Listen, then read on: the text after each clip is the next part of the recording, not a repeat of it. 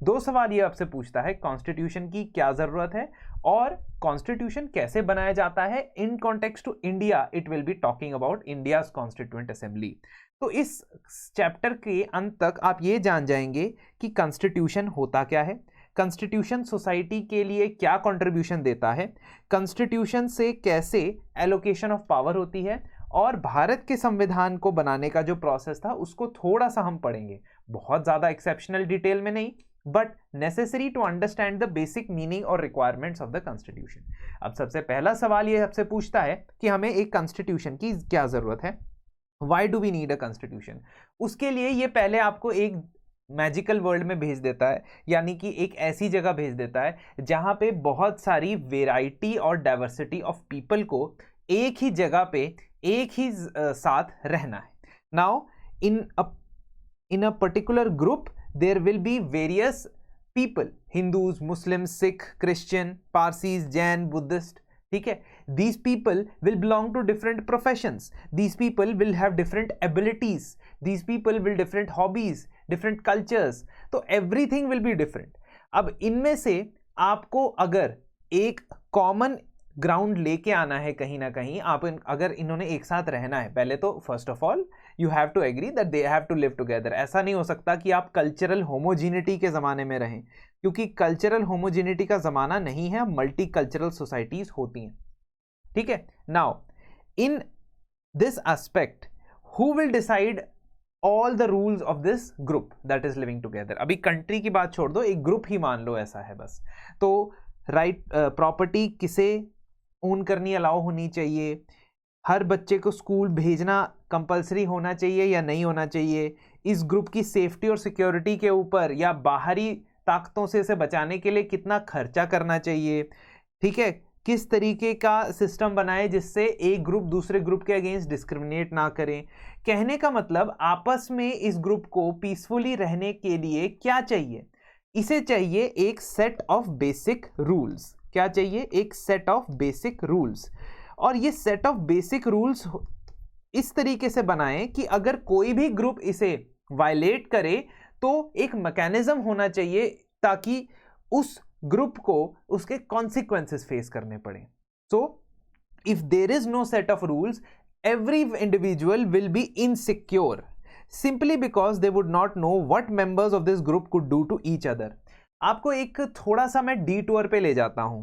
अगर आपने कभी सुना है जैक हॉब्स के बारे में, जो एक पॉलिटिकल थ्योरिस्ट है, हॉब्स का कहना है कि जो सोसाइटी है अगर हम उसके अंदर सबको नेचुरल स्टेट में रहने देते हैं, सोसाइटी है उसके अंदर सबको अपनी नेचुरल स्टेट में रहने देते हैं। नेचुरल स्टेट का मतलब हर किसी को कुछ भी करने की फ्रीडम है, आज़ादी है, किसी भी तरीके की रूल्स रेगुलेशंस को हम बाहर से अप्लाई नहीं करते हैं। अगर ऐसी नेचुरल स्टेट में हम लोगों को रहने देते हैं, और हॉब्स का मानना है कि लोगों का या ह्यूमंस का बेसिक बिहेवियर जो होता है या बेसिक नेचर होता है सेल्फिश होता है, जो कि गलत भी नहीं है लेकिन पूरी तरह सही भी नहीं है। तो बेसिक नेचर अगर ह्यूमन का सेल्फिश है, और अगर हम हर किसी को एक फ्रीडम दे दें कि वो किसी भी तरीके से रह सकते हैं, तो हमेशा ये अटेम्प्ट किया जाएगा कि बंदा जो है अपने रिसोर्सेज को इंक्रीज करे, अपने पास जितना लैंड है उसे इंक्रीज करे, वगैरह वगैरह।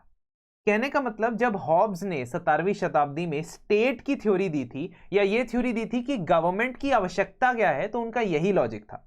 और कॉन्स्टिट्यूशन बनने के पीछे भी यही लॉजिक होना चाहिए कि अगर आप नेचुरल स्टेट में लोगों को छोड़ देते हो तो हर कोई इनसिक्योर रहेगा, क्योंकि आपस में उन्हें पता है कि कोई रूल रेगुलेशन है नहीं। कल को मेरी जमीन पे कोई कब्जा करके ले गया, मेरे से कोई, मेरे घर वालों में से किसी को किडनैप करके चला गया, तो उसको रोकने के लिए कोई रूल बना ही नहीं था।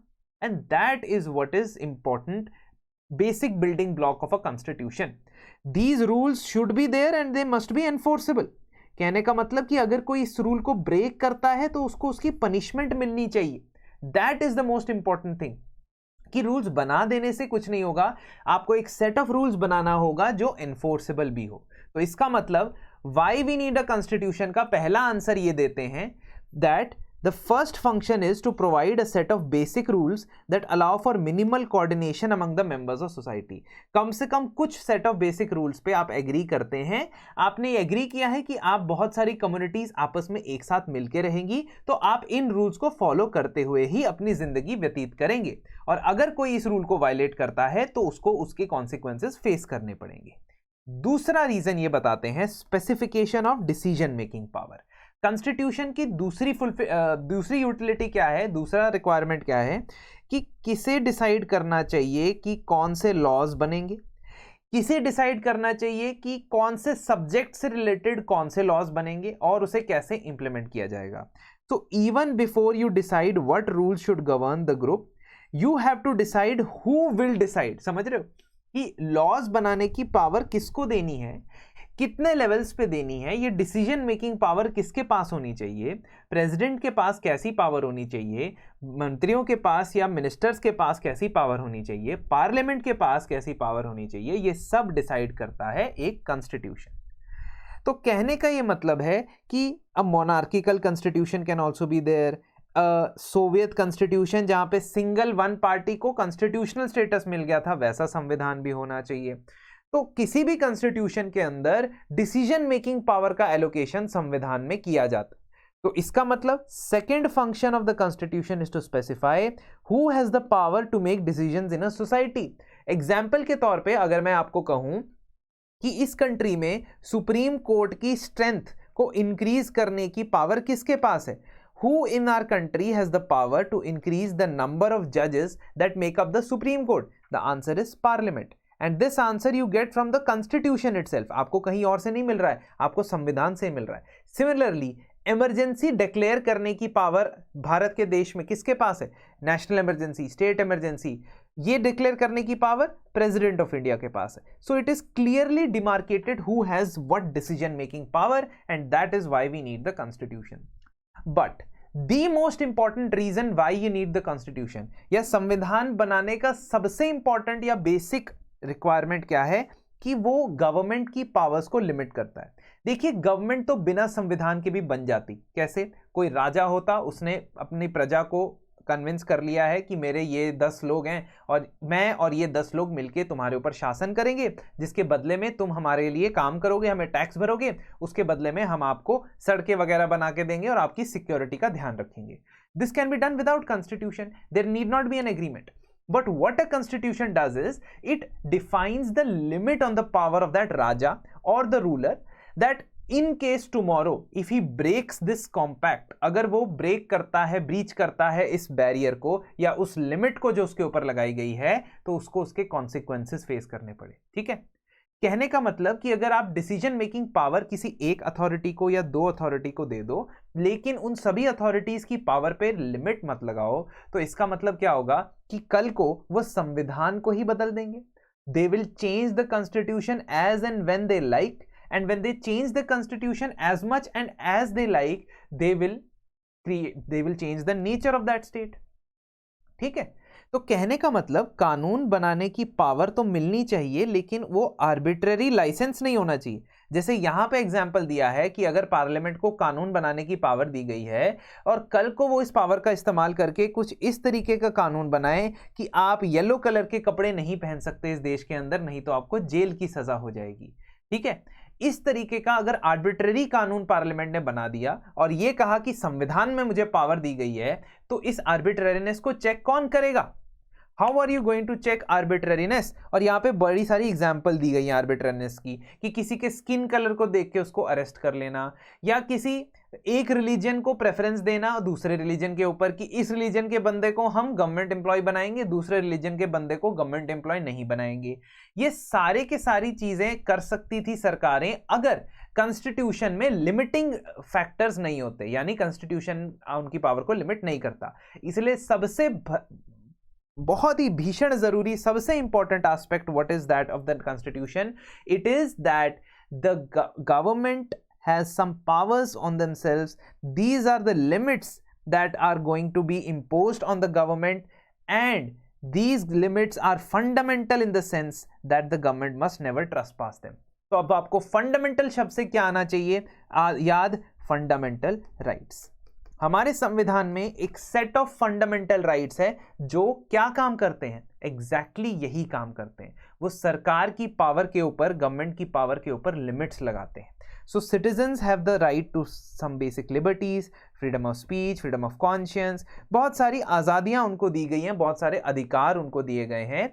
और अगर इन अधिकारों को वायलेट किया जाता है तो इन अधिकारों के वायलेशन के चलते जुडिशरी यहां पे इंटरफेयर कर सकती है। इसको एनेबलिंग प्रोविजन कॉन्स्टिट्यूशन का बनाया गया है, इसको एनफोर्सेबल बनाया गया है। कहने का मतलब कि अगर आपका फंडामेंटल राइट वायलेट होता है सरकार के द्वारा तो आप जुडिशरी को अप्रोच करके उस वायलेशन को रुकवा सकते हैं। और अगर आप चाहते हैं कि कोई फंडामेंटल राइट आपको नहीं मिल रहा है तो उसे एनफोर्स करवा सकते हैं। And that is the third and arguably the most important purpose of a constitution is to limit the power of the government. Fourth purpose of the constitution is to list out the aspiration and the goals of a society. ठीक है, जब भी constitution बनता है और भारत के constitution को खास तौर पे अगर देखा जाए तो वो बहुत सारे ग्रुप्स ऑफ पीपल्स की एस्पिरेशंस, आशाएं, महत्वाकांक्षाएं और उनके ऑब्जेक्टिव्स को डिफाइन करता है। इसका सीधा सीधा सबूत इस बात से पाया जा सकता है कि हमारा संविधान एक बहुत ही लंबे स्ट्रगल के बाद हमें अचीव हुआ है, बहुत ही ज़्यादा ब्रूटल कॉलोनियल गवर्नमेंट के बाद हमें अचीव हुआ है। तो of course there will be objectives and there will be aims that the leaders have kept for the future India. अब इस काम को करने के लिए, enable करने के लिए there should be certain provisions in the constitution that enable the government to play the role of the facilitator and to fulfill the aspirations and goals of the society. Now for example, इसमें बड़ी अच्छी example दी गई है। Pre independence जितने भी हमारे national movement के leaders थे उनकी ये एस्पिरेशन या महत्वाकांक्षा थी कि हमारी सोसाइटी से कास्ट डिस्क्रिमिनेशन हट जाए। अब हमारी सोसाइटी से कास्ट डिस्क्रिमिनेशन हट जाए तो उसके लिए हमें संविधान में स्पेसिफिकली ऐसे कदम उठाने पड़ेंगे। साउथ अफ्रीका की कॉन्स्टिट्यूशन से की भी ये बात करता है और उसकी भी बात हमने की हुई है 10th स्टैंडर्ड की एनसीईआरटी में, या आई थिंक 9th स्टैंडर्ड की एनसीईआरटी में, दैट साउथ अफ्रीका में भी हिस्ट्री ऑफ रेशियल डिस्क्रिमिनेशन देखी गई थी, जिसकी वजह से उन्होंने अपने संविधान में, अपने कॉन्स्टिट्यूशन में गवर्नमेंट का ये ऑब्जेक्टिव बना लिया that the government will have to ensure that there will be no racial discrimination. उसी तरीके से जैसे फंडामेंटल राइट्स एक लिमिट लगाते हैं गवर्नमेंट की पावर को, बहुत सारे पार्ट्स ऑफ द कॉन्स्टिट्यूशन ऐसे हैं जो गवर्नमेंट को कुछ करने के लिए एनकरेज करते हैं। ठीक है, that they should do such things. Why they should do? Because that will fulfill the aspirations of the people.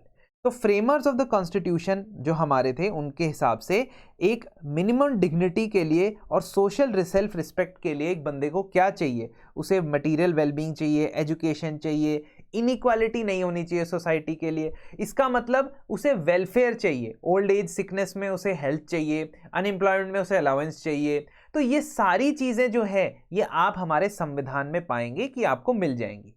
Now, there are 3 components of our constitution that have provisions that talk about the aspirations of the society.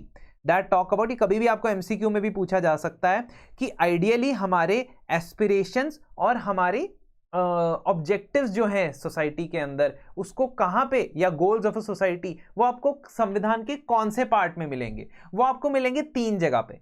एक, first of all you will find that in the preamble. Preamble is something that we have discussed in the earlier NCERT. Please refer to that. Preamble के अंदर हम ये define करते हैं कि हम एक sovereign, socialist, secular, democratic republic बनाएंगे जहां पे justice, liberty, equality, fraternity, unity, integrity होगी। So this means it is giving you an objective. Preamble हो गया। फंडामेंटल राइट्स, तो आपकी महत्वाकांक्षाएं क्या थी? What were your aspirations as a country? You wanted caste discrimination to go away, so you put untouchability as a banned activity. You wanted that people should live with dignity, तो आपने क्या किया? right against exploitation provide किया. Even that is something that talks about the aspirations of the society. And the third and final thing that talks about aspirations of the society and in fact asks the government to fulfill these aspirations is the directive principles of state policy.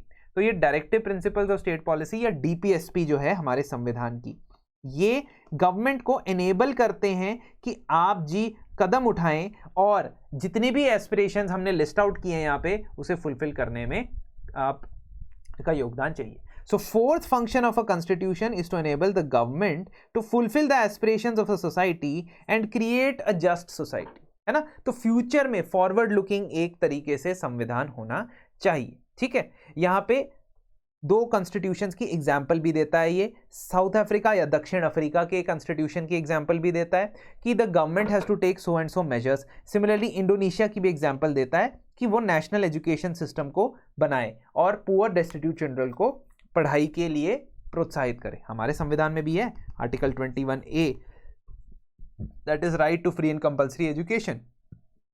Then we have article 45 also, ठीक है, fundamental duty that is for the citizens. तो ये सारी चीजें हमारे संविधान में आपको मिल जाएंगी। Now last thing that constitution is going to tell you is giving you a common identity, a common identity as an Indian, because identities बहुत तरीके की हो सकती है। ये हमने डेमोक्रेसी और डाइवर्सिटी चैप्टर क्लास 10th के चैप्टर में पढ़ा था। तो आपकी कौन सी आइडेंटिटी को आप प्राथमिकता देते हो इस पे डिपेंड करता है कि आगे जाके सोसाइटी में कन्फ्लिक्ट होगी या नहीं होगी। Now basic norms and principles के हिसाब से आपकी जो एक आइडेंटिटी बनी है, आपकी चरित्र बना है as an individual citizen of India, that has been enabled by the constitution, ठीक है। So first you agree to certain basic norms and principle, जो पहला पार्ट था। दूसरा, कॉन्स्टिट्यूशन आपको एक कॉमन मोरालिटी भी देता है जिसको हम कॉन्स्टिट्यूशनल मोरालिटी भी कह सकते हैं। तो कॉन्स्टिट्यूशन के अंदर जो वैल्यूज हैं, कॉन्स्टिट्यूशन के अंदर जो परिभाषाएं हैं चीज़ों की, खासकर प्रीएम्बल के अंदर लिबर्टी, इक्वालिटी, फ्रेटर्निटी की जो बात होती है, वो आपको एक आइडियल बिहेवियर के लिए मूल्य देता है, ठीक है। मूल्य का मतलब होता है values. So, as a citizen of India, your first priority or your first allegiance should be towards the values of the Constitution, and that is how your identity will be realized. तो इसका मतलब आपकी एक common identity provide करने का काम ये संविधान आपके लिए करता है।